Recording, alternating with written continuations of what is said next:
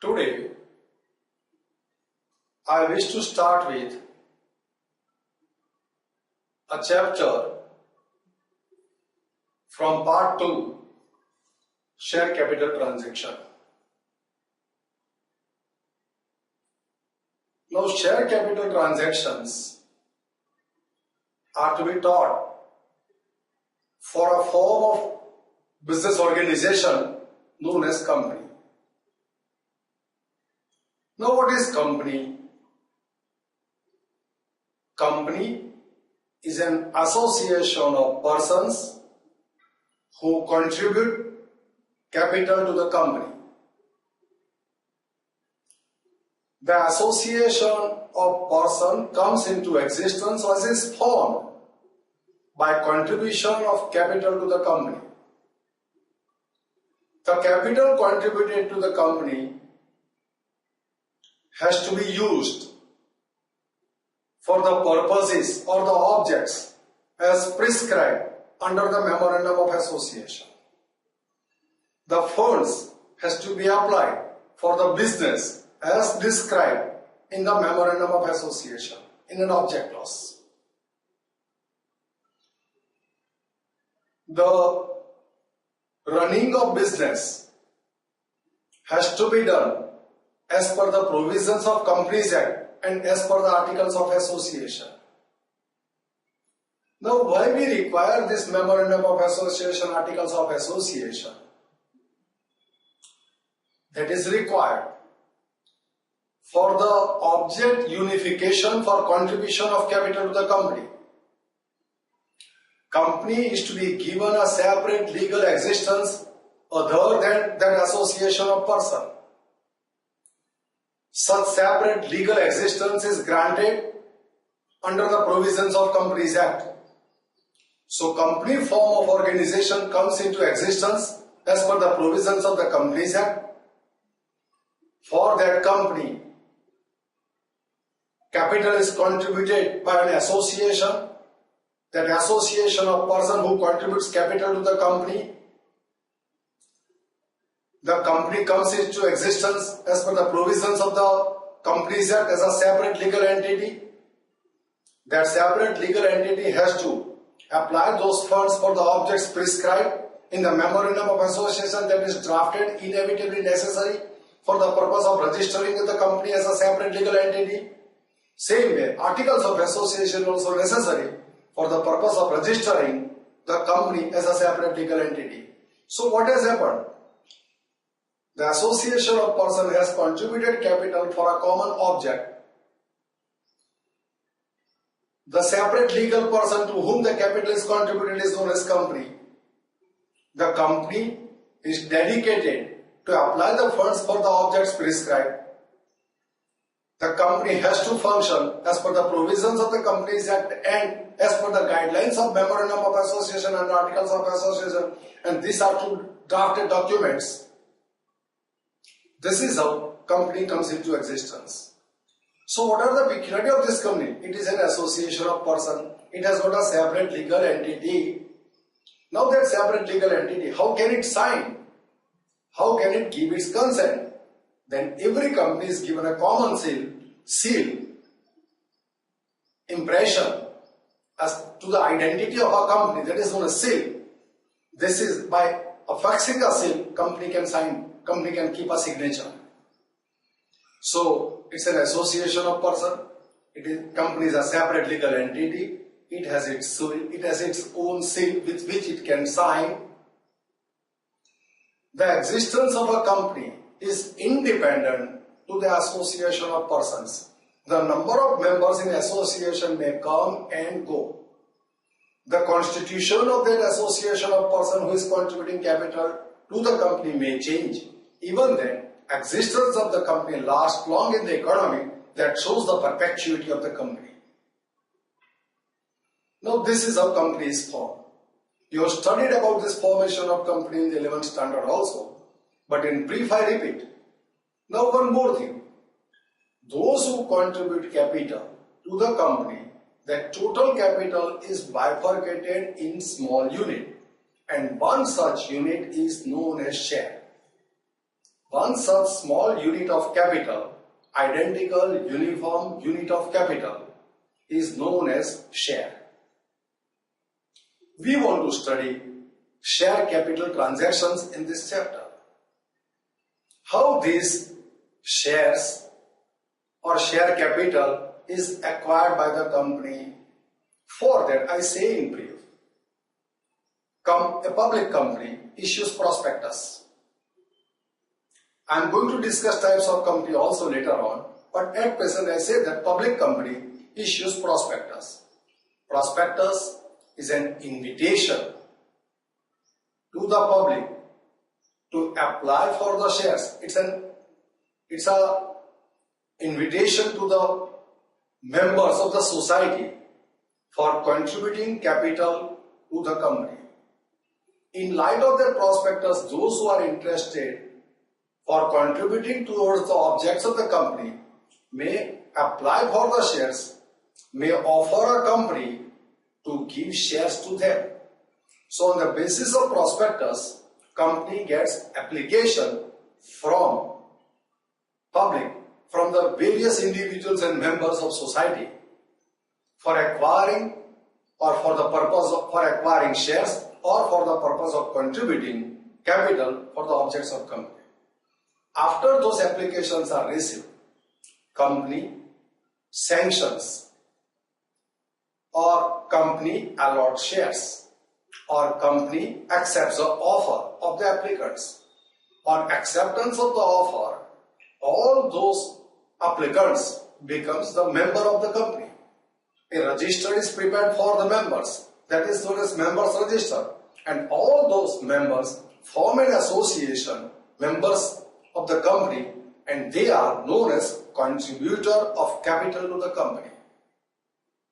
Those funds, as I told to you, has to be applied as per the provisions of Memorandum of Association, wherein object clause, capital clause, liability clause, etc. is there, name clause, register office clause. Now this is how shares, contribution of capital by way of shares, by way of issuing the units of shares to the public, company is formed and acquire the capital. Now I want to talk about types of companies. Registered companies, statutory companies, public company, private company, limited liability company, company liability by guarantee, unlimited company. These are the various types of companies which also we are going to discuss in this first session of share capital transaction. Now let me start.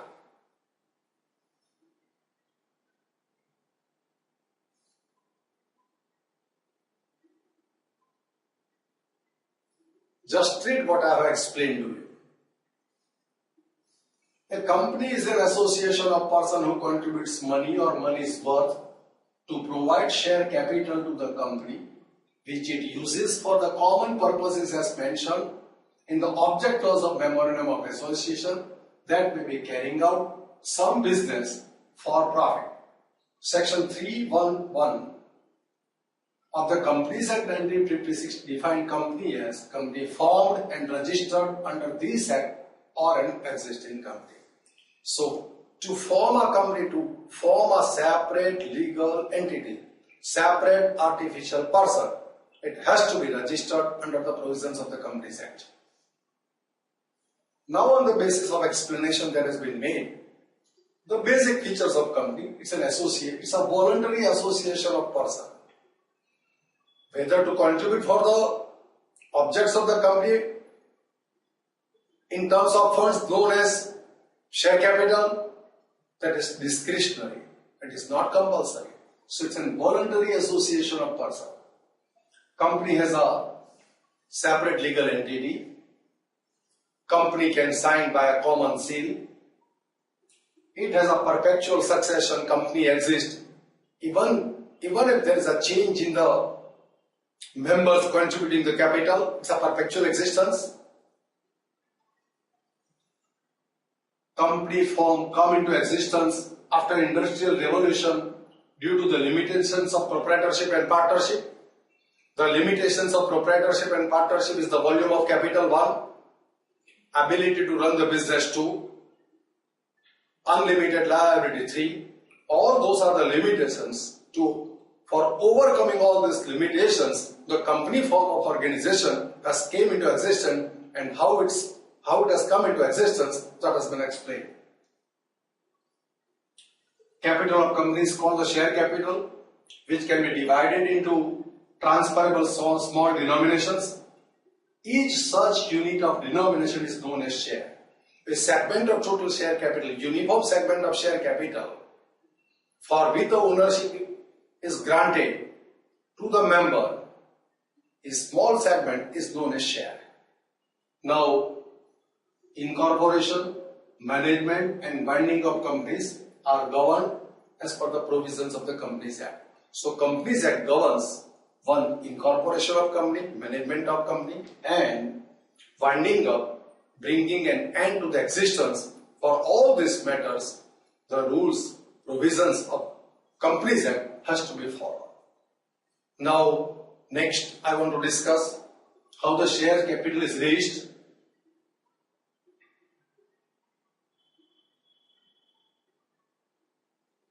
To raise capital, company issues prospectus as per the provisions of law and offers public its shares. Those who purchase the shares of the company are called the shareholders and are the members of the company, and their names are registered in a members register. They are also identified as co-owners of the company. They are the owners of the company. How the management of company is being carried out? Management of company is carried out by board of directors, which is appointed by shareholders. Members of the board shall govern the companies in accordance with the provisions of law. So this is how share capital is raised. We are going to discuss in detail in subsequent session how the share capital is raised and how the management is done. That has been told to you in brief. Now I want to go for types of companies. The companies are classified on the basis of based on establishment, based on liability of members. Now, in the above types, there are also various types within them based on establishment. Let me go for classification based on establishment. Statutory company or corporation, registered companies. In registered companies, there are two types of companies: public company and private company. Private company and public company. On the basis of liability, sub-classification under this main title: company limited by shares, company limited by guarantee, unlimited. This is how the types of companies are mentioned to you. Now we'll go for detailed explanation. So this is the basic classification about the types of companies. First I start with based on establishment. Charter companies, those companies which are incorporated under a special charter by a king or sovereign, such as East India Company. East India Company was a charter company. It got a charter from a queen for promotion of a company. It's a charter company. Nowadays, charter companies are not found. Statutory companies, these companies are formed by the special act of legislature or parliament, like Reserve Bank of India, Life Insurance Corporation of India, State Bank of India, Gujarat State Financial Corporation are the illustration of statutory companies.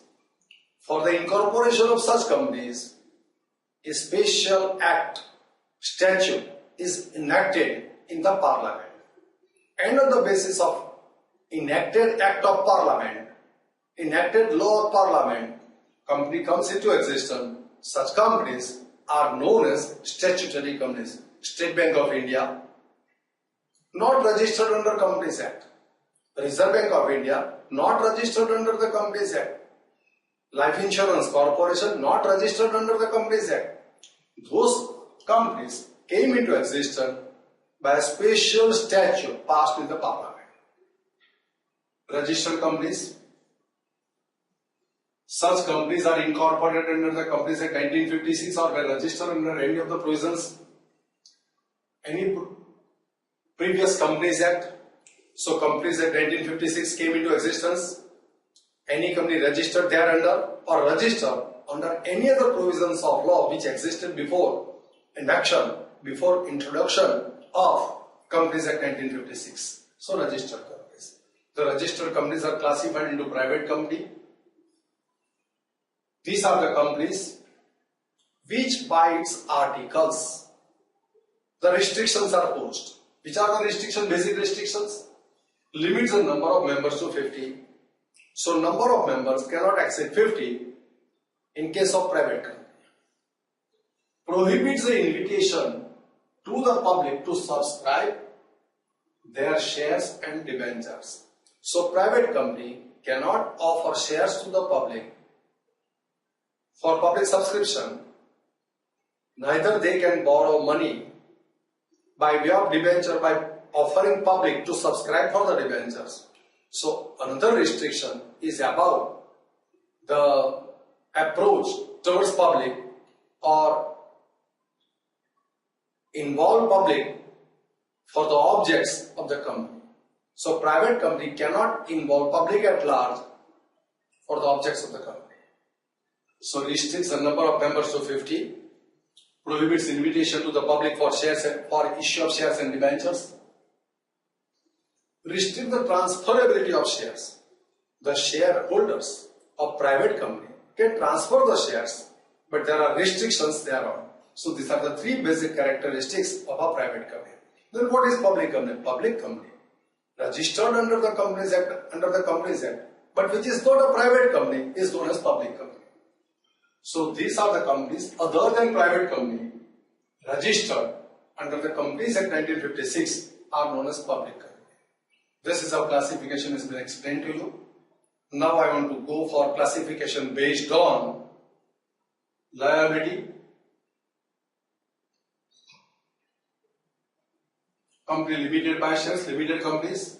Normally all the companies are limited by shares. The liability of the members of the company is restricted to the extent of shares, face value of shares allotted to them. In these companies, the liability of each member is limited to the extent of face value of shares held by them. Now, another company limited by guarantee.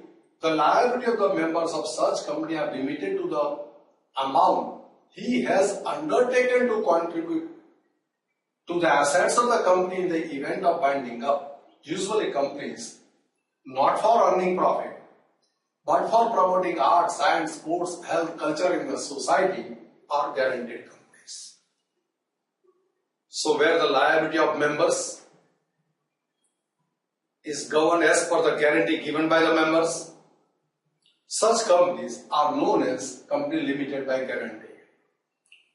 Not-for-profit motive companies are generally companies registered under the Companies Act, but their liability is limited by the guarantee of members that they have agreed to contribute in the event of winding up of a company.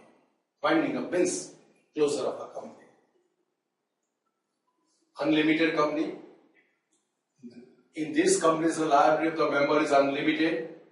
Members are personally liable to the creditors of the company for making up the deficiency till all the creditors of the company are paid off.